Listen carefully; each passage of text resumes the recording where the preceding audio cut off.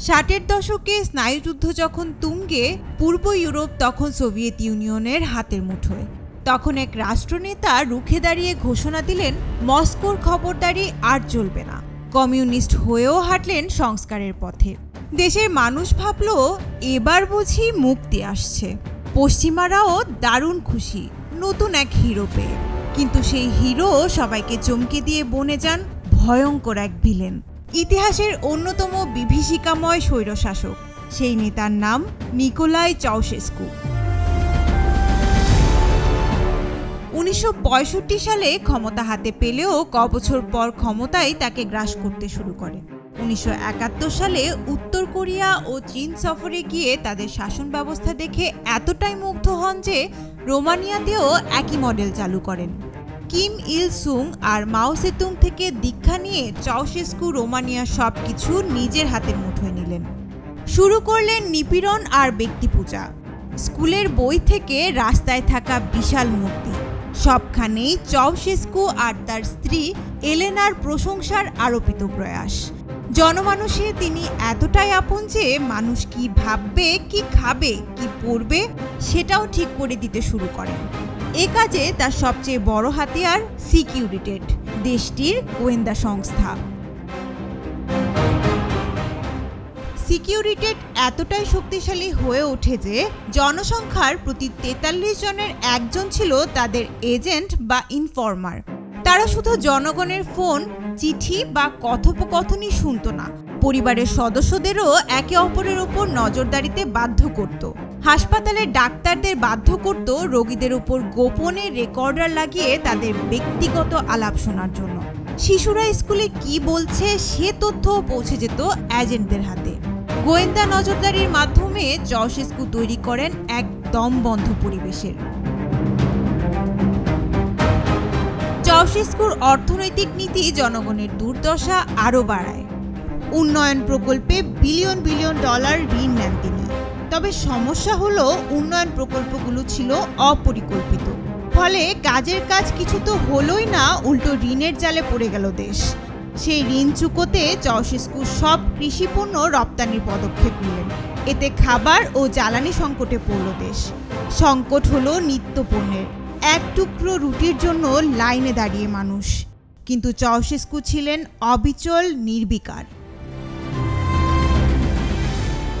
সমস্যা বাঁধল 1989 সালের ডিসেম্বরে ছোট্ট একটা ঘটনা থেকে। টিমিশোয়ারা শহরের এক পাদ্রী লাজলো তোকেশ ধর্মীয় স্বাধীনতার দাবি তোলেন, যা কমিউনিস্ট সরকারের পছন্দ হয়নি।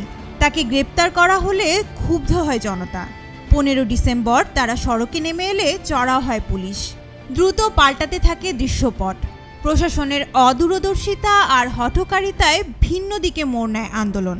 সাধারণ মানুষ কমিউনিস্ট শাসনকেই চ্যালেঞ্জ ছুটতে শুরু করে।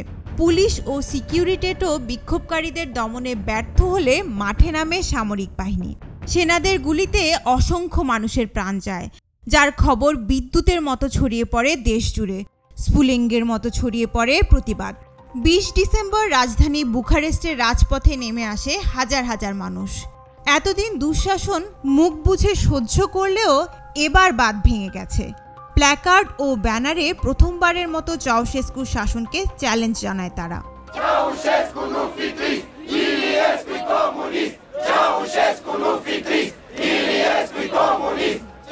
চাউশেস্কু ভাবলেন, এটা কোনো বিষয় হলো? একটা ভাষণ দিলেই সব ঠিক। 21 ডিসেম্বর বিশাল জনসভা ডাকলেন তিনি। চেয়েছিলেন জনগণকে বুঝিয়ে শুনিয়ে শান্ত করে পরিস্থিতি সামলাতে। কিন্তু ঘটল উল্টো। চাউশেস্কুর বক্তব্যের শুরুতে জনতা স্লোগান দিতে লাগলো,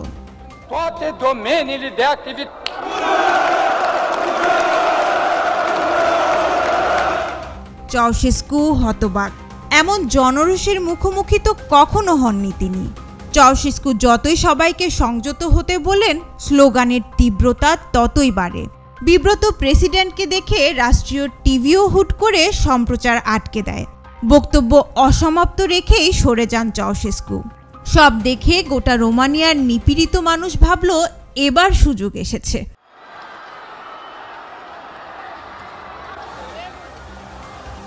ওদিন বিকেলেই আরও বড় পরিসরে বুখারেস্টের রাজপথে নামে জনতা। সিকিউরিটি নিষ্ক্রিয়, সেনাবাহিনীও আর গুলি চালাতে নারাজ। 22 ডিসেম্বর সকালে প্রতিরক্ষা মন্ত্রী ভাসিলি মিলার রহস্যজনক মৃত্যু হয়। বস্তুত আত্মহত্যা করলেও সেই সময় সামরিক বাহিনী মনে করে তাকে হত্যা করা হয়েছে। বাহিনীর সবাই বিদ্রোহ করে জনগণের পাশে এসে দাঁড়ায়। এরপর জনতার ঢল প্রেসিডেন্ট বাসভবন অভিমুখে। সেনাবাহিনী তখন নীরব দর্শকের ভূমিকায়, ব্যালকনিতে দাঁড়িয়ে উন্মত্ত জনতাকে শেষবারের মতো কিছু বলার চেষ্টা করেন চাউশেস্কু। কিন্তু জনগণ তখন কিছু শুনতে নারাজ। তারা ইট পাটকেল ছুঁড়ে জবাব দেয়। অবস্থা বেগতিক দেখে চাউশেস্কু আর তার স্ত্রী 2 সহযোগীকে নিয়ে দৌড়ে ছাদে উঠে হেলিকপ্টারে করে পালান। আর একটু দেরি হলে উত্তাল জনতা ছাদেই তাদের পাকড়াও করে ফেলত। চাউশেস্কু পালিয়ে গেলেও মানুষ বুঝতে পারে তাদের বিজয় হয়েছে। প্রাসাদ তছনছ করে সেই বিজয় উদযাপন করে তারা।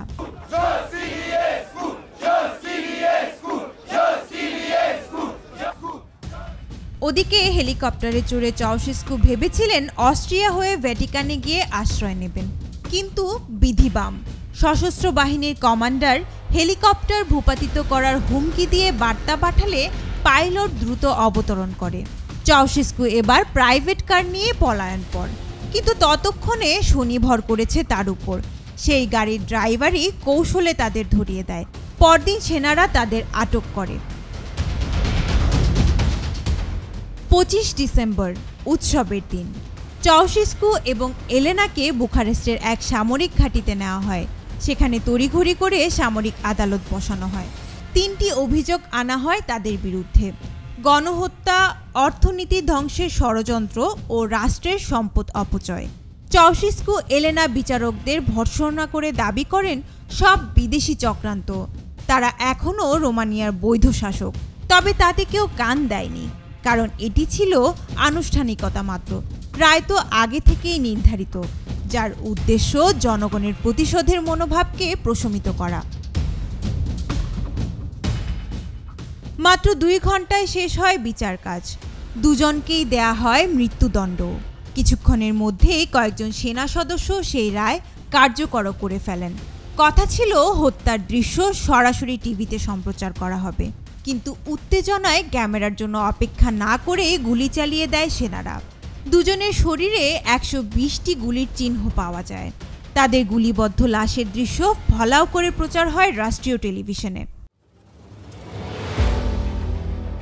এই বিচার ও মৃত্যুদণ্ডের পদ্ধতি নিয়ে সমালোচনা আছে, বিশেষ করে পশ্চিমা দেশগুলোতে। তাদের মতে চাউশেস্কুর বিচার আরও দীর্ঘ ও আন্তর্জাতিক মানসম্পন্ন হওয়া উচিত ছিল। তবে রোমানিয়ার সাধারণ মানুষের কাছে এটি ছিল ন্যায়সঙ্গত প্রতিশোধ। দীর্ঘদিনের দমন পীড়ন, দুর্নীতি এবং অর্থনৈতিক বিপর্যয়ের প্রতিফল হিসেবে চাউশেস্কু এবং তার স্ত্রীর মৃত্যুদণ্ডকে তারা যৌক্তিক ও জরুরি বলে মনে করছিলেন। স্বৈরশাসকেরা প্রায়ই নিজেদের মনে করেন অজেয়, অবিনশ্বর। মসনদে বসে জনগণের চিৎকারকে উপেক্ষা করে একের পর এক শাসনযন্ত্রের নিষ্ঠুরতা চালিয়ে মনে মনে বিশ্বাস করেন তারা চিরকাল টিকে থাকবেন। কিন্তু প্রতিটি পদক্ষেপে তারা নিজেদের গভীর অন্ধকারের দিকে নিয়ে যান, যেখান থেকে ফেরার কোনো পথ নেই। আর যখন সেই পতন অবধারিত হয়ে আসে, কেউ কেউ পালাতে পারেন বইকি, আর যাদের কপাল খারাপ তাদের পরিণতি হয় চাউশেস্কুর মতো। নুসরাত তানি, যমুনা নিউজ।